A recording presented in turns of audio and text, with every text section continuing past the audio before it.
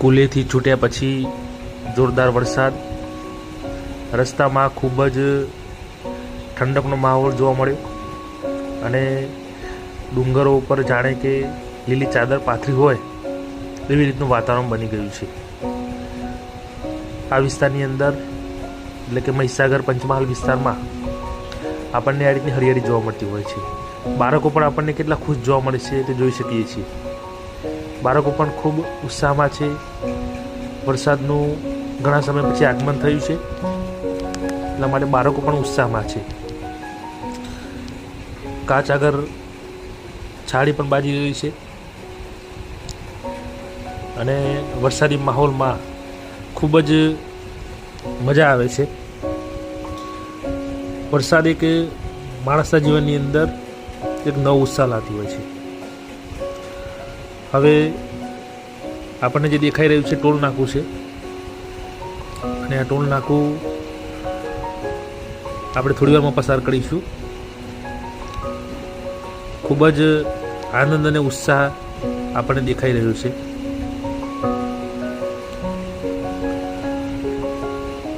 રસ્તા પર ખૂબ જ પાણી જોવા મળે છે અને આજુબાજુનું જે આહલાદાયક વાતાવરણ છે તે આપણને ખુશ કરી દે છે.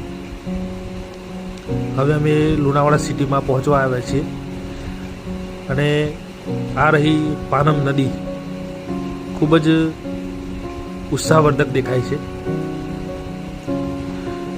બસ હવે અમે થોડી જ વારમાં લુણાવાડા પહોંચીશું અને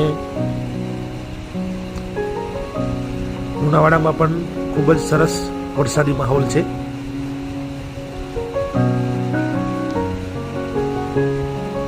આ સિઝનનો સારામાં સારો વરસાદ કહી શકાય. ઘણા સમયથી વરસાદ નહોતો આવતો એટલે ખેડૂતો અને બીજા બધા વર્ગના લોકો પણ ચિંતિત હતા કે વરસાદ ક્યારે આવશે અને છેવટે વરસાદનું આગમન થઈ જ ગયું છે. આ પણ જે દેખાઈ રહ્યું છે લુણાવાડાનો ડુંગર છે, ખૂબ જ નયનરમ્ય છે અને આપણને જોવાની પણ ખૂબ મજા આવે છે.